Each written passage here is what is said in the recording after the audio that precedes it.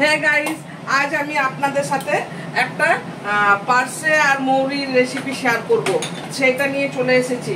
তার জন্য আমি আগে এই যে ফ্রাই প্যানটা রেখে দিয়েছি, প্রথমে তেল দিয়ে দিচ্ছি, তারপরে মাছটা ম্যারিনেট করে নেবো। তেলটা গরম হতে হতে এই প্রথমে কড়াইয়ে এই মধ্যে তেল দিয়ে দিচ্ছি। এই যে আমাকে মাছটা ভাজতে হবে, আর এই মাছের মধ্যেই আমার পুরো রান্নাটা হবে, তাই তেল একটু বেশি দিয়ে দিলাম, আর যেন তেল দিতে না হয়। আর এই যে মাছগুলো আমি ভালো করে ধুয়ে পরিষ্কার করে রেখেছি। এখানে আমার 4খানা পার্সে মাছ আছে। মাছের সাইজগুলো একটু বড় বড়, আমি আর কাটলাম না। একটু হলুদ আর একটুখানি তেল, যদি ফোটে বাই চান্স, আর নুন দিয়ে ম্যারিনেট করে মাছটা ভেজে নেবো। আর আমি কি কি মশলা বানিয়েছি সেটাও তোমাদের দেখাবো, ওইটার জন্যই লাগবে। তো এই যে নুনটা দিচ্ছি, ভালো করে ম্যারিনেট করে মাছটাকে একসাথে, আমার মাছটা ভাজা যাবে না, আমি দুটো দুটো করে মাছটা ভেজে নেবো। প্রথমে দুটো ভাজবো, তারপরে দুটো ভাজবো, কেননা বড় বড় আছে তো আমার উল্টানোর জন্য যদি অসুবিধা হয় তাই। এই যে তারপরে তোমাদের আমি মশলাটা দেখাচ্ছি। এই যে একখানা দিলাম, দুখানা দিলাম। আর এই যে দেখো আমি মশলা কি নিয়েছি। এই যে আমার কাছে আছে আদা বাটা, রসুন থেতো করা আছে, আর এখানে পেঁয়াজ বাটা আছে, দই আছে, আর এই যে মৌরিটা আছে। মৌরিটা দেখাবার জন্য আমি তোমাদের রেখেছি। এই মৌরিটাকে আমি কাঁচা লঙ্কা দিয়ে বেটে নেবো মৌরিটা, কেননা আমি এটার আমি আর আদার্স ফুড মশলা ইউজ করবো না। ধনে জিরে করবো, ধনে জিরে পাউডার যে বেসিক মশলাটা থাকে সেটা আমি দেবো না। কেন দেবো না? তাহলে না আমার ওই যে মৌরির যে খুশবুটা সেটা না থাকবে না, তাই আমি ওইটা এই মৌরি বাটাটা দিয়েই বানাবো। তো আমি মৌরিটা বেটে নেবো। মাছটা ভাজা হতে হতে মাছটা ভাজা হোক, তারপর আমি ফিরে আসছি। এই যে সুন্দর করে ভাজা হয়ে গেছে মাছ আমার। এই মাছটা আমি তুলে নিচ্ছি। গরম, প্রচণ্ড গরম। আমার আর তেল লাগবে না, আমার যা তেল আছে এই যে দেখো সেই তেলের মধ্যেই হয়ে যাবে রান্নাটা। তো এখন আমি ফোড়নে দিয়ে দিচ্ছি, যেহেতু আমি এই যে মৌরি দিয়ে করছি, তো আমি সেই জন্য মৌরি ফোড়ন দিলাম এটার মধ্যে। তারপর আমি দিয়ে দিচ্ছি পেঁয়াজ বাটা, অল্প একটু পেঁয়াজ বাটা।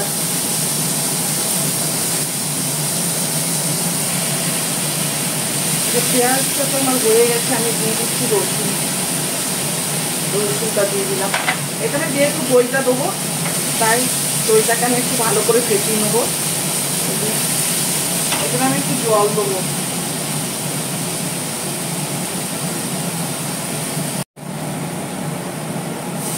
জল একটু, না তো মশলাটা যদি পুড়ে যায়, তাই একটু জল দিয়ে দিলাম।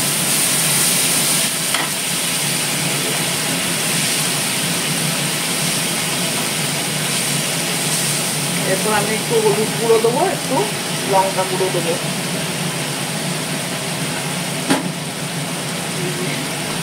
একটু হলুদের গুঁড়ো, একটু লঙ্কা। আমি কাঁচা লঙ্কা অনেক দিয়েছি, তাই আমি বেশি লঙ্কা আর দেবো না, কেননা বেশি ঝাল হয়ে যাবে।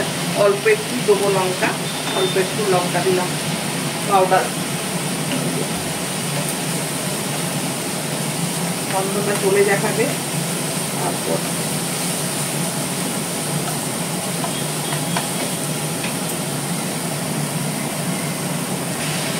আমি এখন আদা বাটাটা দিয়ে দেবো। আমার মাছ অনেকটা আছে, হ্যাঁ, 4টে মাছ, এমনি দেখতে 4টে মাছ, 4টে মাছে 600 গ্রাম ওজন নিয়েছিল। তো আমাকে সেই অনুযায়ী একটু মশলাটা দিতে হবে। এই যে আদাটা একটু বেশি দিলাম। আদাটাকে ভালো করে কষিয়ে নেবো এটার সঙ্গে। মশলাটা পেঁয়াজ আছে, রসুন আছে, সব আছে। আমি এই যে ইয়েটা মৌরি বাটাটা ঢেলে দিচ্ছি। এই যে আমি চাইলে তোমরা যারা খুব বেশি আরো পছন্দ করো, তাহলে মৌরি বাটাটা একটু শেষ পরেও ঢালতে পারো যখন হয়ে যাবে সব। কিন্তু আমি ফোড়নে যে মশলাটা দিয়েছি না, ওটা ভীষণ সুন্দর গন্ধ এসেছে, তাই আমি পুরো মশলাটা দিয়ে দিলাম। দইটা লাস্টে দেবো। এই যে আদা মৌরি সব আমার ভালো করে কষানো হয়ে গেছে, দেখেছো? এখন আমি এটার মধ্যে দই দেবো, নুন দেবো, একটু মিষ্টি দেবো। এই যে আমি তুলে দিচ্ছি দইটা ভালো করে আমি ফেটিয়ে নিচ্ছি একটু জল দিয়ে। দইটা দিলাম। এরপর আমি নুন দেবো আর একটু মিষ্টি দেবো। একদম ঝটপট হবে, খেতে ভীষণ টেস্টি হবে, একদম অন্য স্বাদের হবে। আমরা তো সবসময় পার্সে জিরে বাটা দিয়ে করি, তারপরে তোমার এরকম পেঁয়াজ দিয়ে করি, এরকম দই দিয়ে বানালে আরও বেশি টেস্ট হয়। তোমরা বানিয়ে দেখবে, অবশ্যই একবার বানিয়ে দেখবে, দেখবে কেমন টেস্ট হবে। এই যে আমি নুন দিয়ে দিচ্ছি, নুনটা আমি মেপে দেবো, আর একটু দেখে নেবো আগে, তারপরে আমি নুনটা দেবো। একটু চিনি দেবো, কেননা যেহেতু দই দিয়েছি তাই একটু চিনি দিতে হবে, অল্প একটু চিনি দিলাম। এই যে আমি চিন্তা করি চিনি দেবো না তরকারিতে, কিন্তু হয় না, ব্যালেন্স করার জন্য একটু দিতেই লাগে, তো সেই জন্য একটুখানি দিলাম। এখানে আমি দেখো গরম মশলা দেবো না, গরম মশলা দিলে আমি আর মৌরির গন্ধটা পাবো না, তাই আমি এখানে তোমাকে গরম মশলা দেবো না, বুঝতে পেরেছো? গরম মশলা দেবো না, ধনে পাতা দেবো না, কিচ্ছু দেবো না। এই যে আমার মৌরির গন্ধটা থাকবে। তাহলে একটু আর একটু কষিয়ে নেবো, দইটা দিলাম তো তাই। টমেটো দিইনি, কেননা দই দিলাম তো তাই আর টমেটোটা দিলাম না। না সি ফিশ পছন্দ করি না, তো এটা তো মনে হয় সি ফিশের পর্যাতেই পড়ে, তো একটু গন্ধ লাগে, তো তার জন্য আমি কি করবো জানো তো, এখানে যাতে ওই গন্ধটা না লাগে, যেমন ট্যাংরা, পার্সে, তোমার এইসব মাছে, পাবদা, এই দেখো একটু না চিলি ভিনিগার দিয়ে দেবো, খুব সামান্য দিয়ে দেবো, তাহলে কি হবে বলো তো, গন্ধটা চলে যাবে। অল্প, আমি এক ঢাকনাও দিলাম না, অল্প একটু আধা চামচের মতো আমি এই যে চিলি ভিনিগার দিয়ে দিলাম। থাকলে দেবে, না থাকলে দেওয়ার কোনো দরকার নেই, কেননা তোমার আমরা দইটা দিচ্ছি তো, দইটাতেই গন্ধটা চলে যাবে। এই যে দেখো এখন মশলা থেকে পুরো তেল ছাড়তে আরম্ভ করেছে, দেখেছো? একদম সুন্দরভাবে তেলটা ছাড়ছে, আর আমাকে বেশি কষানোর দরকার নেই, ভিনিগারটা দিলাম, এখন তো আরও সুন্দর গন্ধ হয়ে যাবে। এই যে দেখো সুন্দর গন্ধ হয়ে গেছে। এখন না আমি জল দিয়ে দেবো, আমি একদম জল একদম কম করে দেবো, কেননা এটা তো আর ঝোল হবে না, একটু কষা মতো হবে, তো তাই। আর আমি নুনটা দেখে নেবো, কেননা নুনটা আমি একটু কম করে দিয়েছিলাম, যদি নুনটা তোমার বেশি গিয়ে থাকে, বেশি হয়ে যায়, তাহলে তো মাছটাই খারাপ হয়ে যাবে, তাই।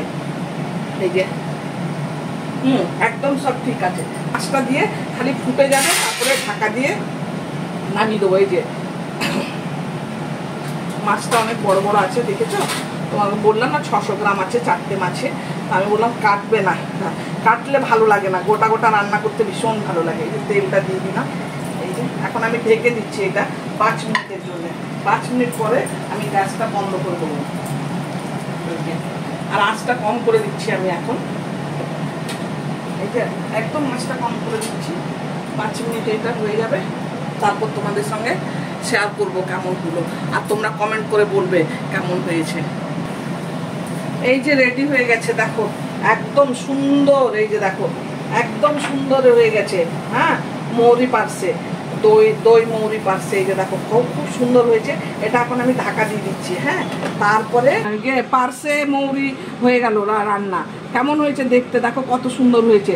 যদি তোমরা বাড়িতে একবার বানিয়ে জরুর খাবে, আর তোমরা কমেন্ট করে বলবে। আর যদি আমার রেসিপিটা ভালো লেগে থাকে তাহলে লাইক করবে, শেয়ার করবে, আর নতুন বন্ধু যারা দেখবে তারা সাবস্ক্রাইব করে দেবে। এমনি কোনো নতুন রেসিপির সাথে কাল আবার তোমাদের সাথে দেখা হবে। চলো, ততক্ষণের জন্য বাই।